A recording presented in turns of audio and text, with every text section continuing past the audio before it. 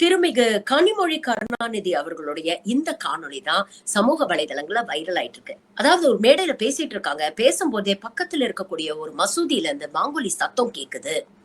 கேட்ட உடனே தன்னுடைய பேச்சை நிப்பாட்டுறாங்க. அது முடிஞ்சதுக்கு அப்புறம் தன் பேச்சை தொடர்றாங்க. மக்கள் அங்க இருக்கக்கூடிய மக்கள் கைத்தட்டுறாங்க. உடனே கனிமொழி என்ன சொல்றாங்க? இதுக்கு கைத்தட்ட வேண்டிய அவசியம் இல்ல. இதுதான் மனித இயல்பு. இது தமிழ்நாடு, உத்தரப்பிரதேசம் இல்ல. உத்தரப்பிரதேசம் போன்ற பாஜக ஆளக்கூடிய மாநிலங்கள்லாம் ரம்ஜான் அன்னைக்கு வெள்ளிக்கிழமையா இருந்தாலும் தொழுகைக்கு எதுக்கு நீங்க மசூதிக்கு போறீங்க?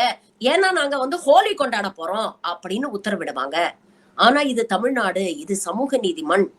எல்லா மதங்களையும் ஒரே மாதிரி தான் நாங்க மதிக்கிறோம் அப்படின்னு அவங்க பேசின இந்த காணொளி தான் இன்னைக்கு வைரல் ஆயிட்டு இருக்கு. இது போன்ற தலைவர்கள் தான் நமக்கு தேவை. Hats off to you Kanimozhi madam.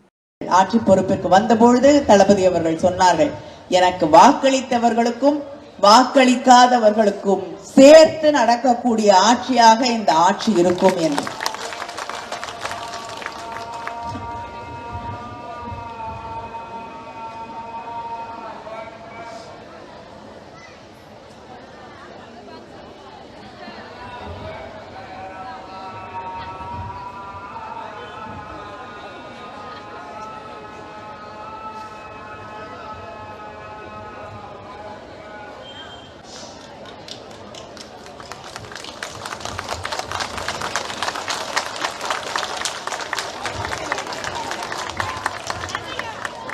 கைத்தட்ட வேண்டாம், ஏன்னா இது தமிழ்நாடு.